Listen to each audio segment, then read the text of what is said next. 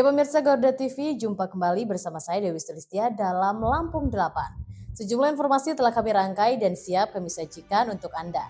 Inilah Lampung 8 selengkapnya.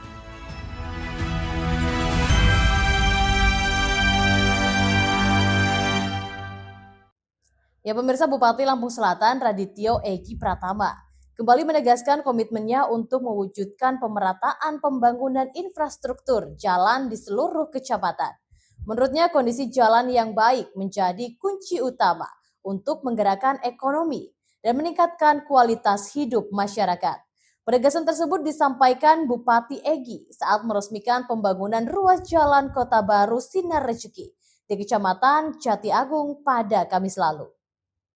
Ruas Jalan Kota Baru Sinar Rejeki di Kecamatan Jati Agung merupakan akses vital yang menghubungkan desa Sinar Rejeki dengan kawasan Kota Baru.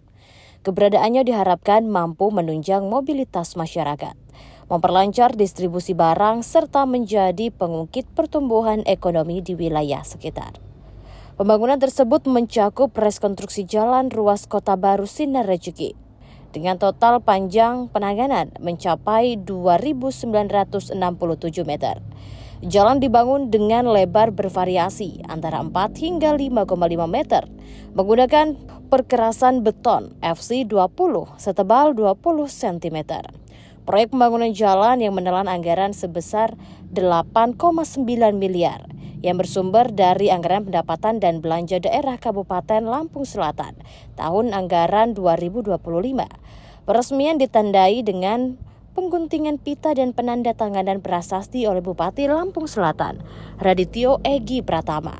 Disaksikan jajaran pejabat struktural pemerintah Kabupaten Lampung Selatan, Camat Jati Agung, serta unsur Forkopimcam, serta seluruh kepala desa sekecamatan Jati Agung. Turut hadir Rektor Universitas Islam An-Nur Lampung, Dr. Haji Andi Warsino, MMPD. Dekan Fakultas Ilmu Syariah Universitas An-Nur, Dr. Kyai Haji Abdul Abid MPD, tokoh agama, tokoh adat, tokoh masyarakat, serta mahasiswa kuliah kerja nyata Universitas Lampung. Dalam sambutannya, Bupati Egi menekankan bahwa pembangunan infrastruktur tidak hanya berhenti pada proses fisik tetapi juga menuntut komitmen bersama dalam menjaga dan merawat aset yang telah dibangun. Bupati Egi meminta seluruh pihak mulai dari aparatur hingga masyarakat aktif mengawasi penggunaan jalan, khususnya terkait kendaraan yang melintas melebihi kapasitas. Bupati Egi juga mengaku terkesan dengan perubahan wajah Kecamatan Jati Agung setelah dilakukan perbaikan infrastruktur.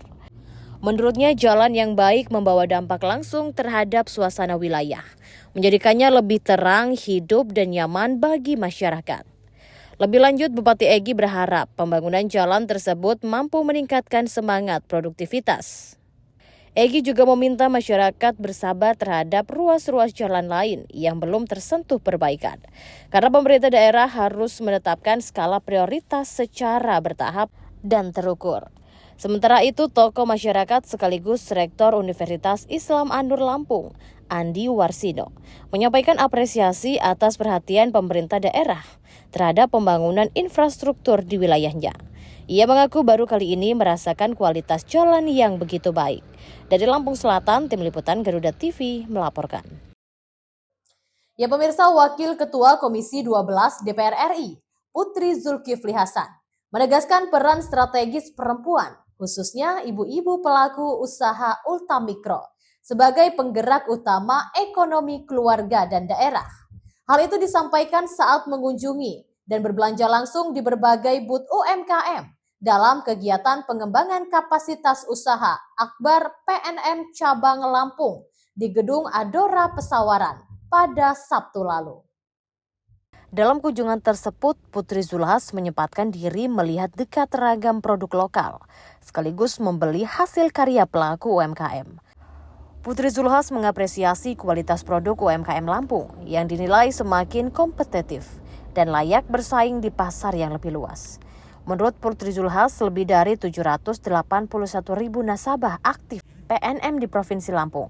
Mayoritas merupakan ibu-ibu pelaku usaha ultramikro yang dengan semangat dan ketekunan menggerakkan ekonomi keluarga, Menurutnya, pengalaman melihat langsung aktivitas dan produk UMKM Lampung semakin memperkuat keyakinan bahwa pelaku usaha perempuan memiliki potensi besar terus berkembang jika mendapatkan dukungan yang tepat dan berkelanjutan.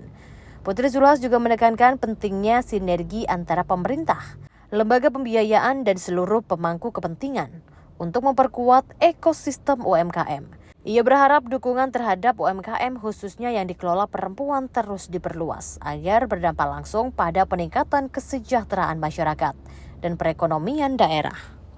Kunjungan tersebut sekaligus menjadi bentuk dukungan nyata dari DPR RI terhadap penguatan sektor UMKM sebagai tulang punggung ekonomi nasional, termasuk di Provinsi Lampung. Dari Pesawaran, Tim Liputan Garuda TV melaporkan. Ya, selanjutnya pemirsa, pemerintah Provinsi Lampung kini sedang merancang regulasi baru untuk memperkuat sektor peternakan melalui pembatasan distribusi keluar wilayah. Melalui peraturan gubernur yang tengah disusun, pemerintah bakal melarang penjualan ayam dalam kondisi hidup keluar daerah guna memastikan proses pengolahan terjadi di dalam provinsi. Langkah strategis ini bertujuan untuk menggeser fokus pasar dari komoditas mentah menjadi produk olah yang bernilai tinggi. Kepala Bidang Pembibitan dan Produksi Dinas Peternakan dan Kesehatan Hewan Provinsi Lampung, Christine Septriansyah, menerangkan bahwa saat ini regulasi tersebut masih memasuki tahap perencanaan awal. Meski begitu, ia menekankan bahwa arah kebijakan ini sudah sangat jelas, yakni mengutamakan hilirisasi produksi peternakan. Dijelaskan melalui pergub ini, Pemprov Lampung ingin memastikan komoditas ayam tidak lagi keluar dalam bentuk nyawa. Sebaliknya, pengusaha harus mengolah ayam tersebut di dalam daerah sebelum mendistribusikannya ke pasar nasional maupun internasional. Skema ini diprediksi akan meningkatkan peredaran uang di dalam provinsi secara signifikan. Selain meningkatkan nilai tambah, kebijakan ini juga berfungsi sebagai simulasi bagi pertumbuhan investasi di sektor hilir, khususnya rumah potong ayam. Menurut Christine, kehadiran lebih banyak unit RPA akan menciptakan multiplier efek bagi perekonomian warga. Namun Christine mengakui bahwa ketersediaan RPA berskala besar di Lampung saat ini masih sangat terbatas. Hingga kini baru PT Ciomos Adistawa yang tercatat sebagai perusahaan dengan fasilitas pemotongan ayam skala industri. Sementara itu, fasilitas serupa lainnya masih didominasi oleh pelaku usaha mikro, kecil, dan menengah, yang jumlahnya belum terdata secara terperinci. Terpisah, anggota Komisi 2 Dewan Perwakilan Rakyat Daerah Provinsi Lampung, Mikdar Ilyas, merespon positif rencana Pemprov Lampung menerbitkan regulasi larangan penjualan ayam hidup keluar wilayah. Ia menilai kebijakan tersebut merupakan langkah visioner yang menghentikan ketergantungan Lampung sebagai sekedar pemasok bahan mentah ke provinsi lain.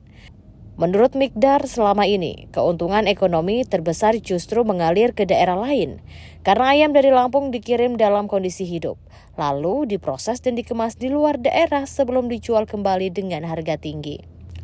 Meski Mikdar mengaku bahwa minimnya fasilitas RPA masih menjadi tantangan besar. Karena itu ia mendesak pemerintah daerah mempermudah izin pembangunan RPA agar perusahaan peternakan memiliki sarana yang memadai di dalam provinsi. Dari Bandar Lampung, Tim Liputan Garuda TV melaporkan. Ya pemirsa, sebanyak 404.326 keluarga penerima manfaat di Provinsi Lampung menerima program Keluarga Harapan tahap 4 tahun 2025 dengan total nilai penyaluran mencapai 298,47 miliar rupiah. Ketua Tim PKH Provinsi Lampung, Slamet Riyadi, mengatakan penyaluran bantuan sosial tersebut dilakukan secara bertahap di seluruh kabupaten dan kota, sesuai dengan data terpadu yang ditetapkan pemerintah pusat. Program Keluarga Harapan tahap 4 tahun 2025 di Lampung menyasar 404.326 KPM dengan total anggaran hampir 298,5 miliar rupiah. Ini merupakan bagian dari komitmen pemerintah dalam menjaga daya beli serta meningkatkan kesejahteraan keluarga kurang mampu. Berdasarkan data penyaluran Kabupaten Lampung Timur, menjadi daerah dengan jumlah penerima terbanyak yakni 55.975 KPM dengan total bantuan mencapai 42,1 miliar rupiah. Disusul Kabupaten Lampung Tengah sebanyak 54.155 KPM dengan nilai bantuan 40,2 miliar serta Kabupaten Lampung Selatan dengan 54.118 KPM dengan total penyaluran 39,1 miliar rupiah. Sementara itu Kabupaten Lampung Utara tercatat menerima 42.100 KPM dengan nilai bantuan 30,99 miliar dan Kabupaten Tanggamus sebanyak 35.273 KPM dengan total penyaluran 25,91 miliar. Di wilayah perkotaan Kota Bandar Lampung tercatat memiliki 33.905 KPM dengan nilai bantuan sekitar 24,87 miliar rupiah. Adapun jumlah penerima paling sedikit berada di Kodam Metro, yakni 5.794 KPM dengan total bantuan 4,31 miliar rupiah.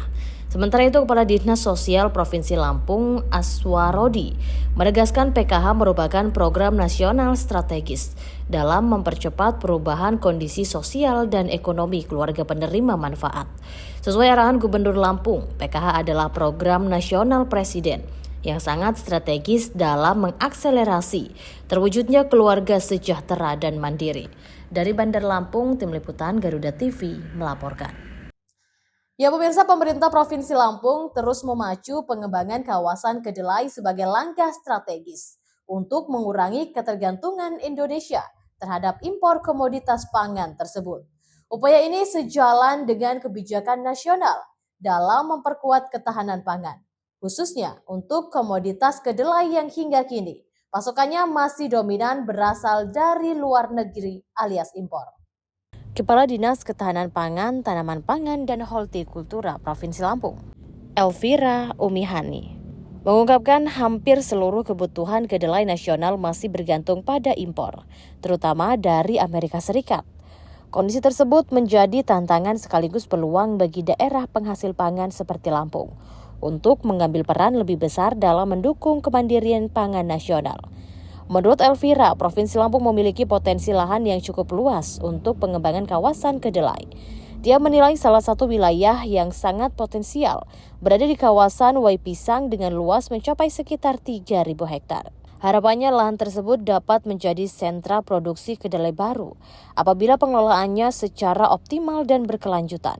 Meski demikian, Elvira mengakui budidaya kedelai tidak semudah tanaman pangan lainnya, seperti padi atau jagung. Karena itu pengembangan kawasan kedelai membutuhkan perencanaan yang matang, seperti pendampingan intensif bagi petani, agar hasilnya sesuai dengan harapan.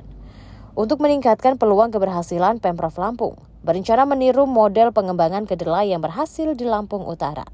Program tersebut terlaksana di lahan pangkalan TNI Angkatan Laut dan mampu menghasilkan panen kedelai yang cukup baik. Kedepan pengembangan kawasan kedelai juga akan berkolaborasi dengan berbagai skema termasuk perhutanan sosial.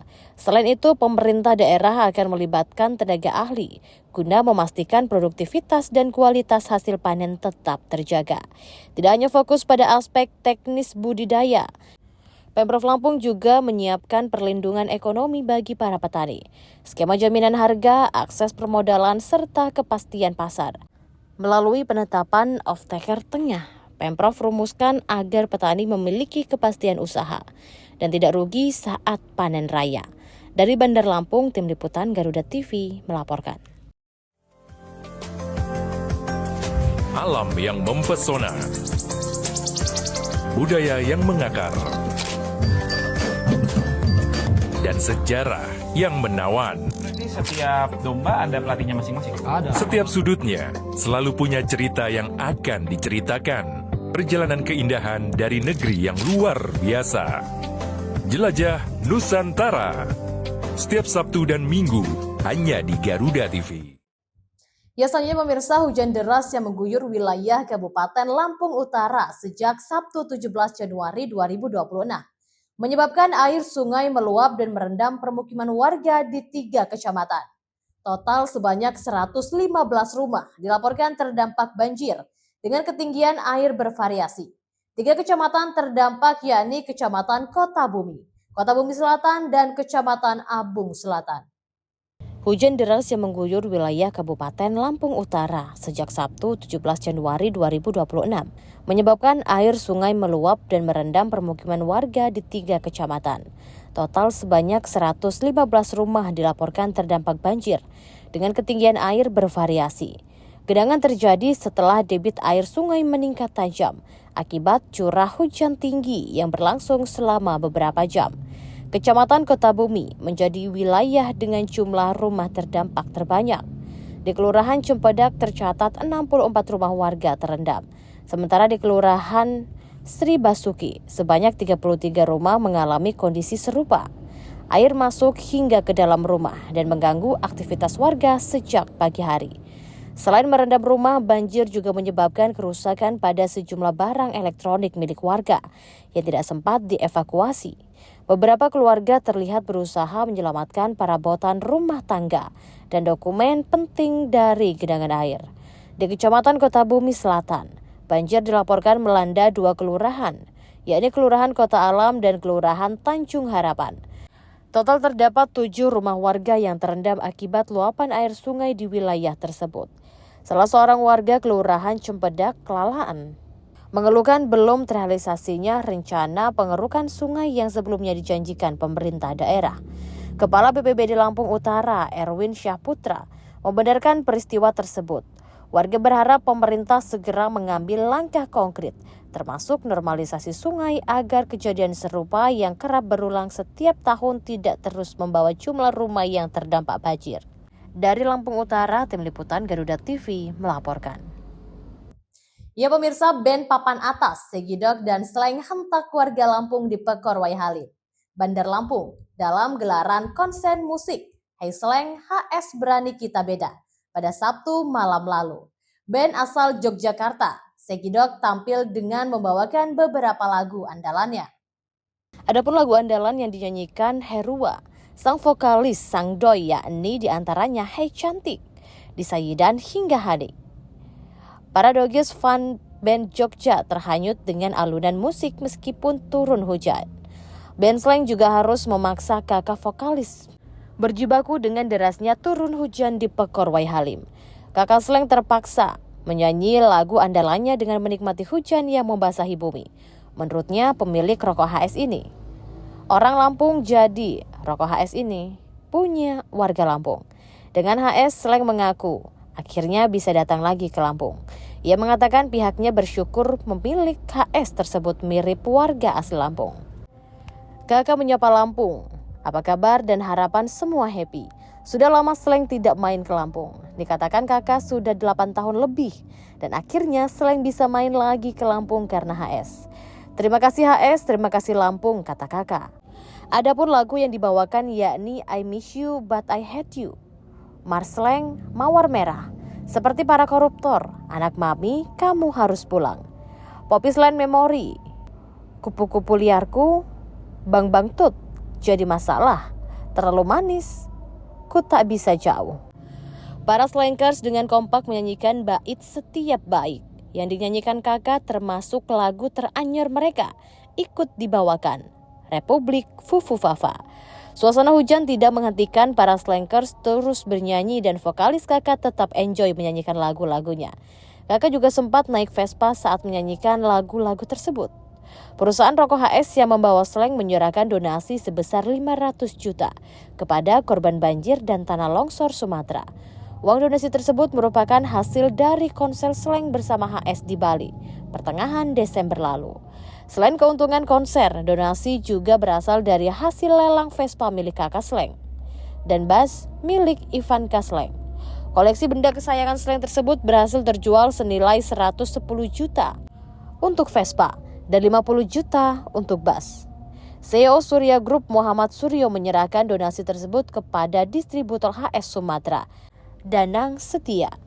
Konser musik tersebut dibuka oleh penampilan Sagidok, Andika Kangen Band, Mahalara, Bang Taun, dan Tresti hingga Sleng. Happy Asmara, Digi Queen, dan Hasan Aftershine juga ikut dalam gelaran tersebut. Dari Bandar Lampung, Tim Liputan Garuda TV melaporkan. Ya pemirsa, komitmen Bupati Lampung Selatan Radityo Egi Pratama dalam memperkuat tata kelola pemerintahan yang baik atau good governance, transparan dan berorientasi pada peningkatan kualitas pelayanan publik kembali mendapat pengakuan. Pemkab Lampung Selatan meraih piagam penghargaan dari Gubernur Lampung Rahmat Mirzani Jausal atas capaian penyelesaian 100% tindak lanjut hasil pengawasan penyelenggaraan pemerintah daerah tahun 2024. Penghargaan tersebut diserahkan oleh Wakil Gubernur Lampung Jihan Nurela kepada Inspektur Kabupaten Lampung Selatan Badruzaman pada kegiatan rapat koordinasi pengawasan daerah yang berlangsung di Gedung Pusiban Kantor Gubernur Lampung pada Kamis lalu. Inspektur Kabupaten Lampung Selatan Badruzaman menjelaskan bahwa penghargaan ini diberikan berdasarkan hasil evaluasi pengawasan yang dilakukan oleh Inspektorat Provinsi Lampung sepanjang tahun 2024. Menurutnya, capaian tersebut menunjukkan kesungguhan pemerintah daerah dalam menindaklanjuti setiap rekomendasi hasil pengawasan secara tepat waktu, tuntas dan akuntabel. Ditambahkan, keberhasilan ini mencerminkan komitmen kuat Pemkab Lampung Selatan di bawah kepemimpinan Bupati Radityo Egi Pratama dan Wakil Bupati M. Saiful Anwar dalam memastikan seluruh rekomendasi hasil pengawasan dapat ditindaklanjuti secara menyeluruh. Ia menambahkan capaian tersebut menjadi bagian penting dari upaya keberlanjutan Pemkab Lampung Selatan dalam membangun pemerintahan yang bersih, profesional dan bertanggung jawab sekaligus memperkuat sistem pengawasan internal sebagai pondasi peningkatan kualitas pelayanan publik. Menurut Badruzaman, penghargaan ini tidak hanya bernilai administratif, tetapi juga menjadi indikator meningkatnya kualitas tata kelola pemerintah daerah serta kepercayaan publik terhadap kinerja pemerintah. Dari Bandar Lampung, Tim Liputan Garuda TV melaporkan. Ya, selanjutnya pemirsa, pemerintah Kabupaten Tanggamus mulai merefleksikan program Kampung Nelayan Merah Putih. 1 dari 8 lokasi yang diajukan akhirnya dibangun di Pekon Teginenang.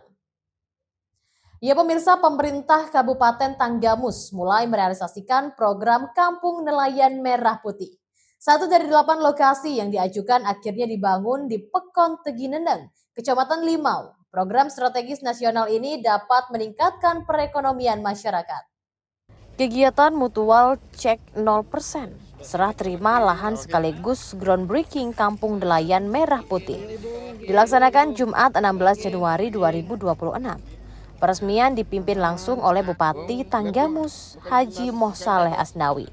Dalam sambutannya, Bupati menegaskan, program ini merupakan bentuk perhatian pemerintah terhadap kesejahteraan nelayan. Kabupaten Tanggamus dinilai memiliki potensi besar sektor kelautan dengan luas wilayah laut mencapai 1.799,5 km persegi. Ya, hari ini seperti diketahui tadi kita berbentuk untuk pembangunan kampung nelayan.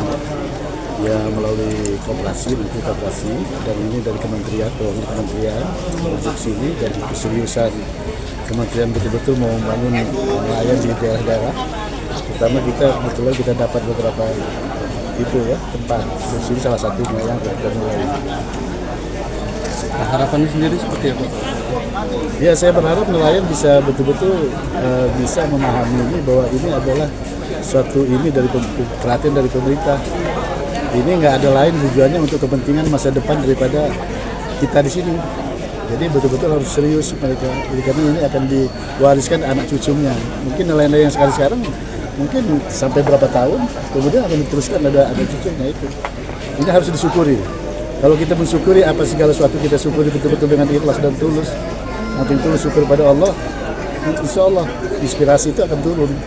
Apa yang harus kita jaga, apa yang harus kita kembangkan, dan ini akan bertambah terus nanti akan bertambah. Mungkin dengan adanya ini, mungkin mereka terpikir lagi, ada usulan lagi.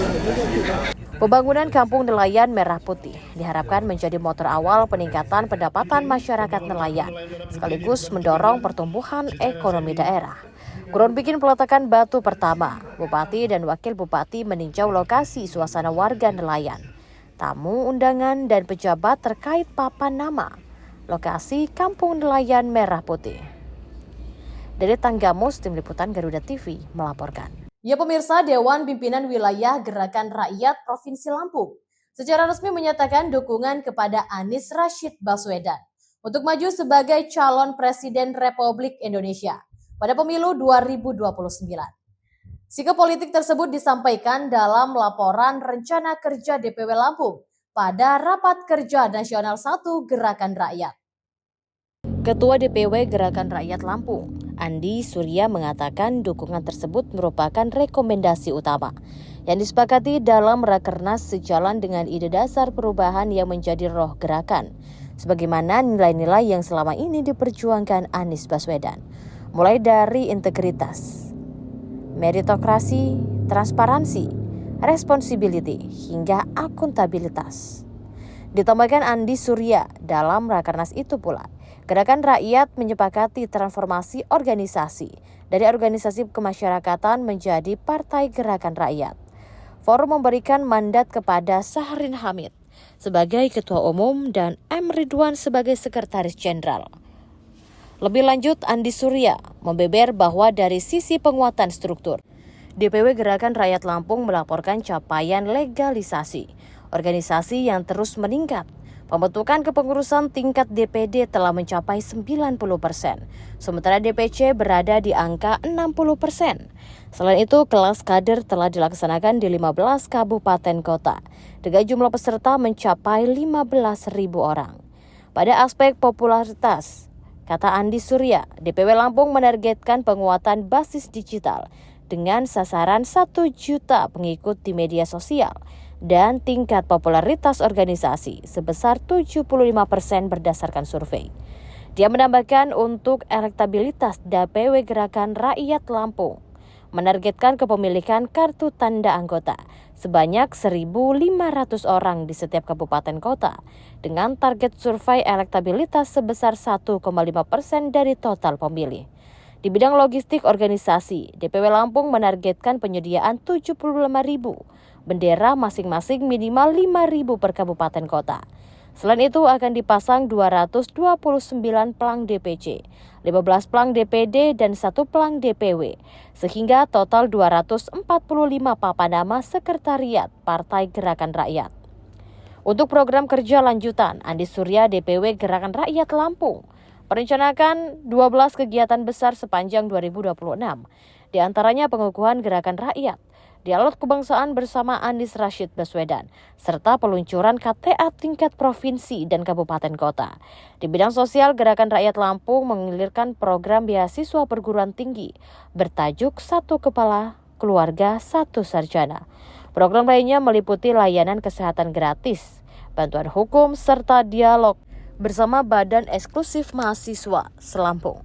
Selain itu, DPW Gerakan Rakyat Lampung juga merancang dialog kewirausahaan, dialog politik pemuda, lomba futsal antar SMA, lomba basket antar kampus, lomba catur umum, serta pelatihan UMKM, bekerja sama dengan IWAPI dan Kadin. Dari Bandar Lampung, Tim Liputan Garuda TV melaporkan. Di tengah perubahan dan dinamika bangsa, ada isu yang memerlukan sebuah solusi. Bersama narasumber terpercaya, mengulas topik terkini untuk negeri. Kait dengan RUU perampasan aset yang Live dari Sarinah dan Menara Garuda. Indonesia Kita, Senin sampai Jumat pukul 7 malam hanya di Garuda TV. Ya pemirsa, berbekal dari laporan masyarakat jaga atau ronda malam, anggota Polsek bersama masyarakat Kampung Tritunggal Jaya, Kecamatan Banjar Agung, pada Jumat malam mengamankan 4 penyalahgunaan narkotika. Petugas jaga malam mencurigai aktivitas di sebuah rumah yang diduga terjadi transaksi dan penyalahgunaan narkotika. Pada tengah malam, penjaga malam kemudian menghubungi sekretaris kampung setempat. Lalu, sekretaris kampung kemudian menghubungi pihak Polsek Banjar Agung. Anggota unit Treskrim Polsek Banjar Agung dengan berkoordinasi dengan Satres Narkoba Polres Tulang Bawang melakukan penggerebekan pada rumah yang telah dicurigai terjadi tindak pidana transaksi dan penyalahgunaan narkoba. masyarakat yang melaksanakan ronda malam. Masyarakat tersebut menyerahkan 4 orang laki-laki yang diduga sedang menggunakan narkotika jenis sabu-sabu. Kemudian unit reskrim akan koordinasi kepada Sat Narkoba Polres Tulang. Saat ini kami serahkan ke Sat Res Narkoba Polres Tulang Bawang untuk dilakukan pengembangan dan dilakukan pemeriksaan. Dalam penggerebekan tersebut ditemukan 4 orang yang diketahui menggunakan dan menyimpan narkoba jenis sabu. Saat ini keempat diduga pelaku penyalahgunaan narkoba itu telah diamankan dan diserahkan kepada Satres Narkoba Polres Tulang Bawang dan dalam tahap penyelidikan. Dari Tulang Bawang, Tim Liputan Garuda TV, Triono dan Afiqullah melaporkan. Ya pemirsa, guna membantu warga dan sejumlah petani, pemerintah Provinsi Lampung melalui Dinas Bina Marga, Bina Konstruksi Provinsi Lampung melakukan perbaikan jalan rusak di Rawapitu. Hal ini disampaikan langsung oleh Kepala Dinas BMBK Provinsi Lampung M. Taufiqullah saat inspeksi mendadak di lapangan untuk melihat langsung kondisi jalan.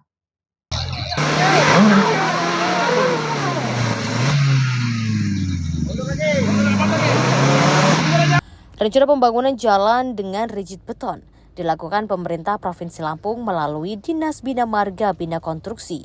Pemerintah Lampung saat mengunjungi langsung jalan yang rusak. Kepala Dinas BMBK M. Taufiqullah mengatakan, pembangunan jalan akan dilakukan sepanjang kurang lebih 10 km. Mulai dari Simpang Aji Mesir hingga Kampung Sumber Agung, Kecamatan Rawapitu, Tulang Bawang. Jalan akan dibangun dengan rigid beton atau cor agar lebih kuat. Dan juga untuk mengantisipasi kerusakan kembali pasca dibangun. Jalan yang rusak parah ini merupakan akses utama warga dan petani yang berada di Kecamatan Rawapitu. Di ruas Gedong Aji Umur Mesir, panjangnya 31 kilo, tapi hampir 75%-nya rusak berat. Ya, bahkan memang belum pernah seumur-umur diberi perkerasan, hanya gravel seperti begini. Secara bertahap, insya Allah kita akan perbaiki ke depan. Ini kita survei nih bersama Pak Dewan di sini, kita ngelihat kondisinya tadi lumayan berat. Mobil-mobil nggak bisa lewat, kalau mobil sembarang ini nggak bisa lewat. Ini harus mobil double kardan yang harus lewat. Parah, hancur. Terus kalau kita bisa keluar gimana ini, Mas? Alah, susah Pak keluar ini. Kita ngeluarin hasil pertanian kayak gini susah nggak sih, Mas? Alah, susah, hancur semua mobil, susah hancur ini. Kondisinya kalau kerusakan sudah berapa lama, Mas? Terus sudah ada perbaikan belum dari pemerintah? Belum ada sama sekali ini, Mas. Padahal ini akses utama ya? Akses utama. Sama aja, sana hancur, sini hancur. Pembangunan akan dilakukan secepat mungkin pada awal tahun 2026. Setelah adanya bantuan anggaran dari Kementerian PUPR yang saat ini sedang diusulkan karena untuk membangun jalan ini membutuhkan anggaran yang cukup besar, mencapai ratusan miliar rupiah. Masyarakat berharap rencana pembangunan jalan ini agar cepat dilaksanakan mengingat akses jalan ini kondisinya cukup parah dan nyaris tidak dapat dilalui kendaraan. Dari Tulang Bawang, Tim Liputan Garuda TV, Triono dan Afiqullah melaporkan.